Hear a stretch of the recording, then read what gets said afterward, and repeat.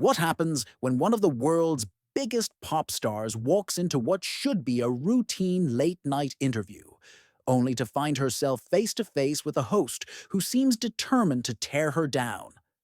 Tonight, we're diving into the explosive confrontation that unfolded between Dua Lipa and Stephen Colbert, that left the studio audience in stunned silence and ended with the Grammy winner storming off set in the middle of a live taping. This wasn't just your typical celebrity interview gone wrong. This was a masterclass in how personal vendettas can destroy professional boundaries, and how one host's relentless pursuit of controversy nearly destroyed his own show's reputation. The tension was palpable from the moment Dua stepped onto that stage, but what started as subtle jabs quickly escalated into something much more sinister. Make sure to subscribe and let me know in the comments what you think really motivated Colbert's behavior that night, because what we're about to uncover will change how you see late-night television forever.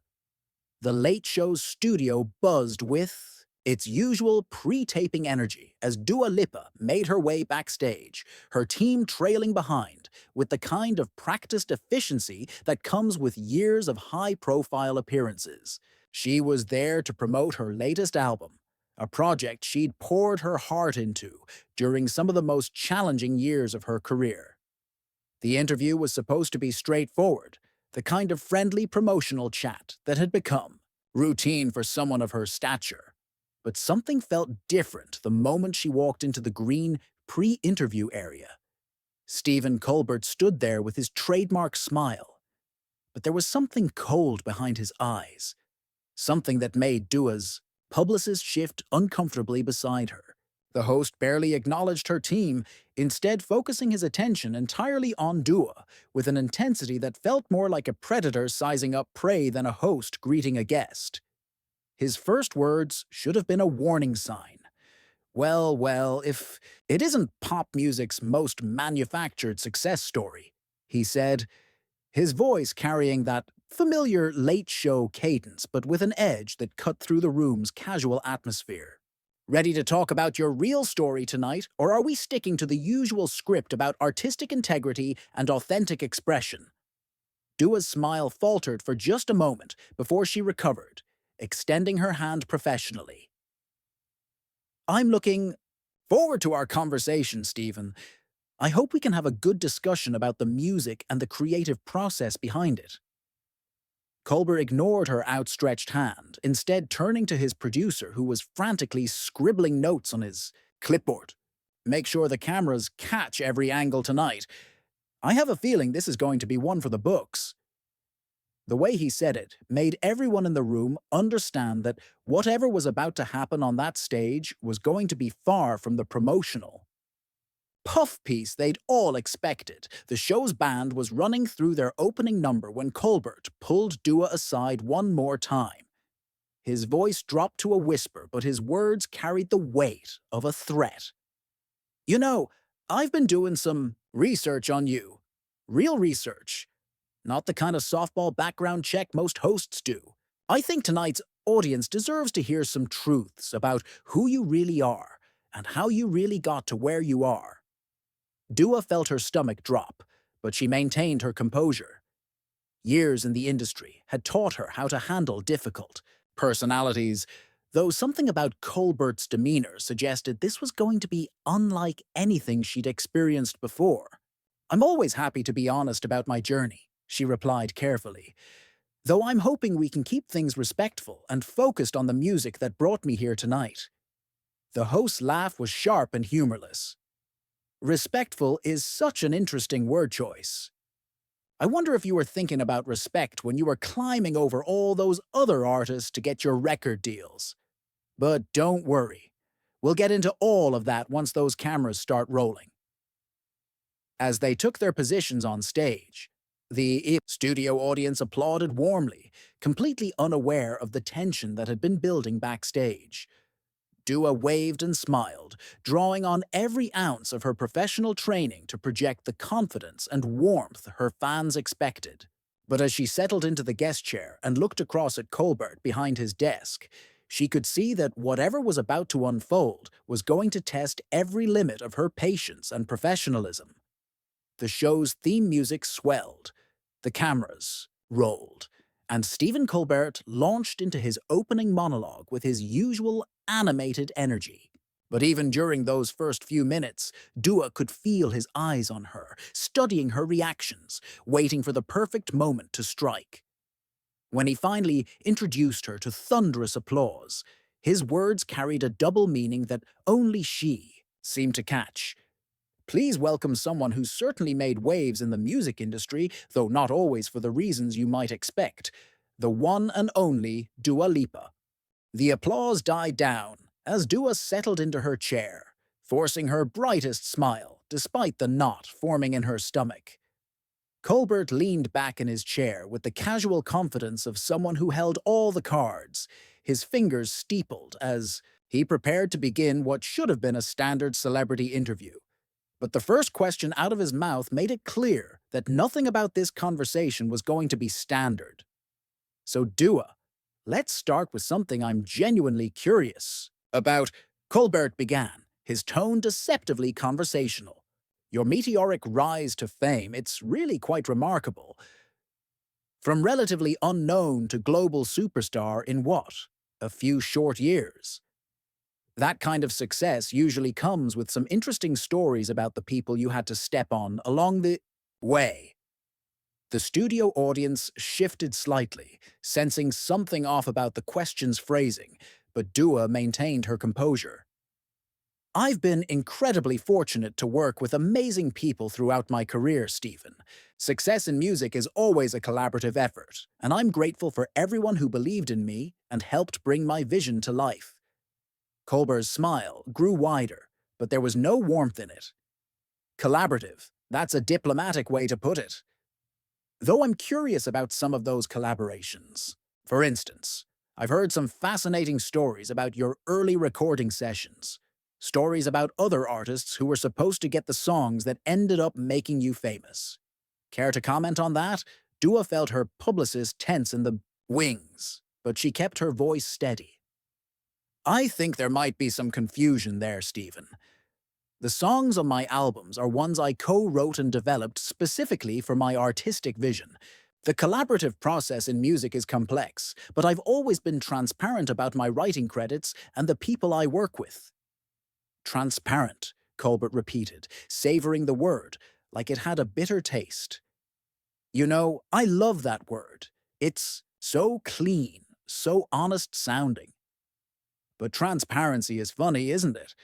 Because from where I'm sitting, looking at your career trajectory, some things seem remarkably opaque. Like how someone with your limited experience managed to secure the kind of industry connections that most artists spend decades trying to build. The audience was growing uncomfortable now, murmurs rippling through the studio as people began to realize this wasn't the light-hearted interview they'd expected. Dua's media training kicked into high gear as she navigated the increasingly hostile questioning. I think success in any field comes from hard work, persistence, and yes, some good fortune in meeting the right people at the right time. I've been working in music since I was a teenager, and while I've been lucky, I've also put in countless hours honing my craft. Kolber leaned forward, his voice dropping to a conspiratorial whisper that somehow managed to carry throughout the studio. Countless hours, absolutely. Though I'm wondering if we might have different definitions of what kind of work you were putting in during those early years. See, I've been talking to some people, industry insiders who remember a very different version of your rise to fame. Stephen, I'm not sure what you're implying, but I think this line of questioning is becoming inappropriate, Dua said, her professional mask beginning to slip as anger flashed in her eyes. I came here to talk about my music and my latest album, not to defend myself against whatever rumors you've been listening to. The host's laugh was sharp and cutting. Oh, but this is about your music, Dua.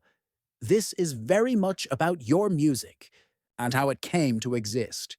You see, authenticity matters to people.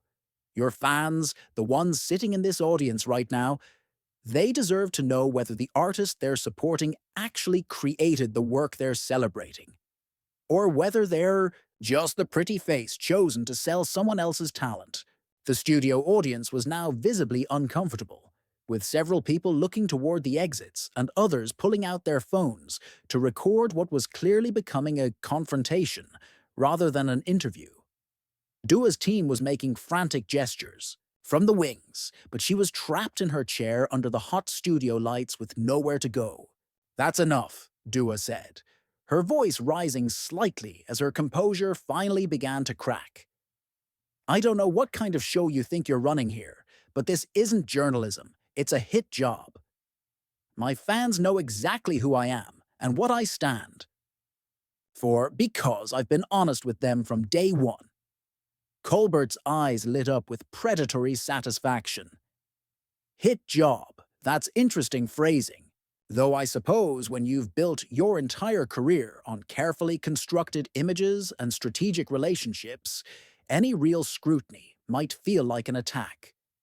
Tell me, when you're lying in bed at night, do you ever wonder what it would feel like to have actually earned your success?" The question hung in the air like a toxic cloud, and for a moment, the entire studio fell into stunned silence.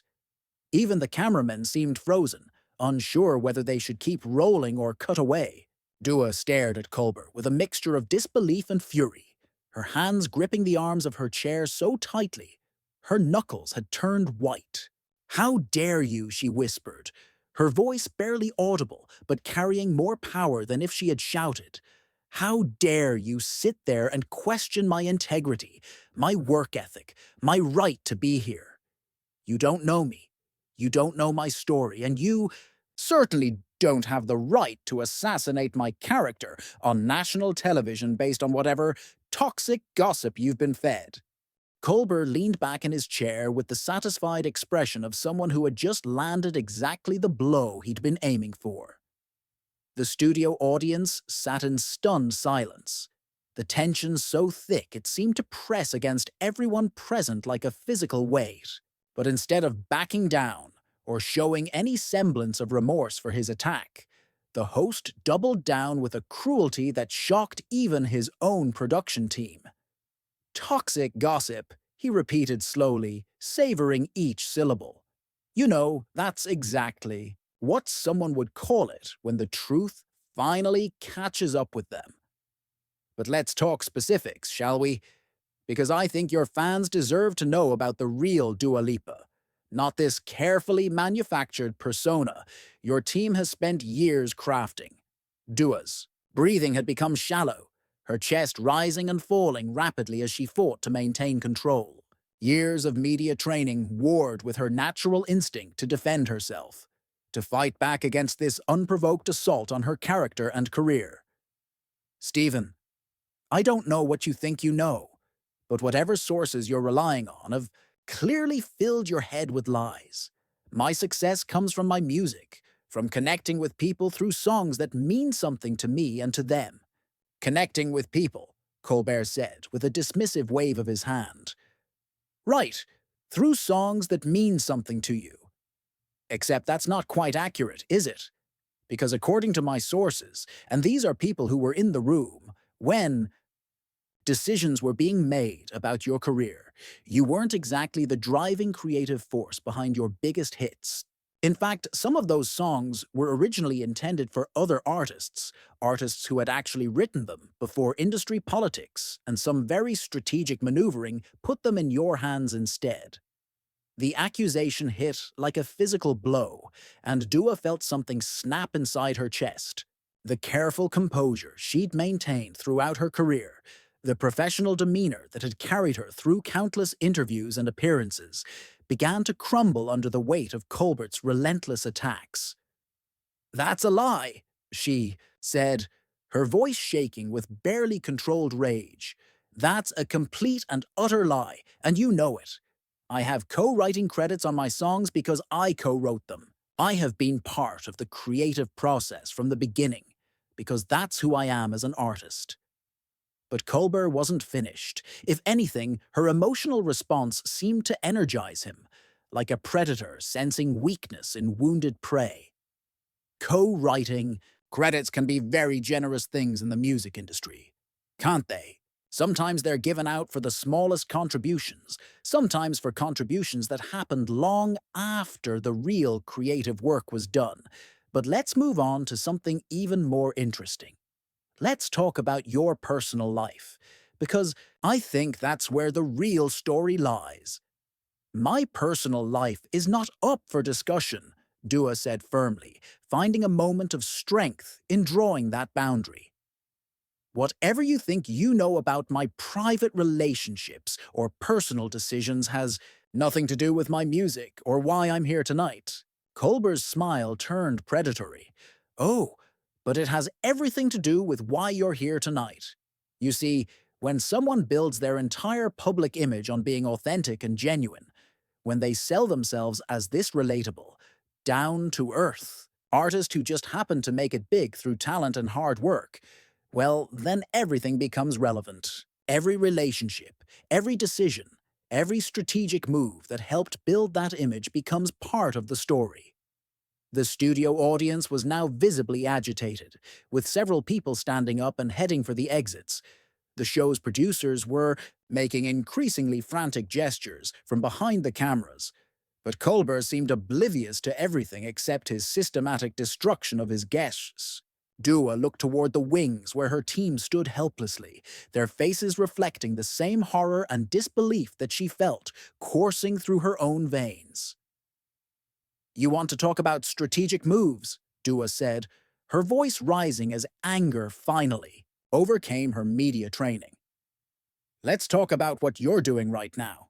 Let's talk about a host who's so desperate for relevance, so hungry for a viral moment, that he's willing to destroy a guest's reputation based on unnamed sources and industry gossip. Let's talk about someone who's turned what should be a celebration of art and creativity into a public execution for the sake of ratings. For the first time since the interview began, Colbert's confidence seemed to waver slightly, but his recovery was swift and brutal. Desperate for relevance? That's rich coming from someone whose entire career has been built on chasing trends and market research. At least I'm honest about what I do for a living. I don't pretend to be something I'm not. I don't sell authenticity while living a carefully scripted lie. That's it, Dua said, standing up abruptly from her chair. The microphone pack clipped to her dress caught on the chair arm, and she yanked it free with a sharp motion that sent feedback squealing through the studio's sound system. I don't have to sit here and listen to this character assassination. I don't have to smile and nod while you spread lies about me to your audience. Colbert stood as well, his height giving him a physical advantage that he seemed determined to press. Running away when things get uncomfortable. How very authentic of you. I guess when you're not used to real questions, actual scrutiny feels like an attack. Real questions? Dua's voice cracked with incredulous laughter. These aren't questions, Stephen. This is a hit piece disguised as an interview. This is you using your platform to bully someone based on rumors and hearsay, and I refuse to participate in it any longer. The confrontation had reached a crescendo that left everyone in the studio frozen in shock. Camera operators continued to roll, unsure whether they should stop filming or capture every moment of what was clearly going to be television history. The audience sat in stunned silence, witnessing the complete breakdown of what should have been a routine promotional appearance. "You know what the saddest part of all this is," Dua said, her voice now steady despite the tears of anger threatening at the corners of her eyes. "The saddest part is that you had an opportunity tonight to have a real conversation about music, about creativity, about the things that actually matter. Instead, you chose to turn your show into a tabloid hit piece because you thought it would make for better television." She began walking toward the exit, her heels clicking sharply against the studio floor in the profound silence that had fallen over the room. But Colbert wasn't done, couldn't let her have the last word, couldn't resist one final twist of the knife. "Don't let the door hit you on the way out," he called after her, his voice carrying across the studio with devastating clarity. "Though, I suppose you're used to making dramatic exits when people start asking the hard questions." Dua stopped walking, her back still to the host and the cameras. For a moment, everyone in the studio held their breath, wondering if she would turn around, if there would be one final exchange. But instead, she simply continued walking, disappearing through the studio doors and leaving behind a scene of complete chaos. The cameras kept rolling as Colbert stood behind his desk, suddenly looking smaller and less confident than he had moments before. The studio audience sat in shocked silence, unsure whether to applaud, boo, or simply leave. And somewhere in the wings, producers were frantically trying to figure out how to salvage what was left of their show. What did you think drove Stephen Colbert to launch such a vicious attack on Dua Lipa that night? Was it really about ratings and relevance? Or was there something deeper and more personal behind his behavior? Subscribe to the channel and let me know your thoughts in the comments below. Because this kind of calculated cruelty doesn't happen in a vacuum. And the real story behind this confrontation might be even more disturbing than what we witnessed on camera.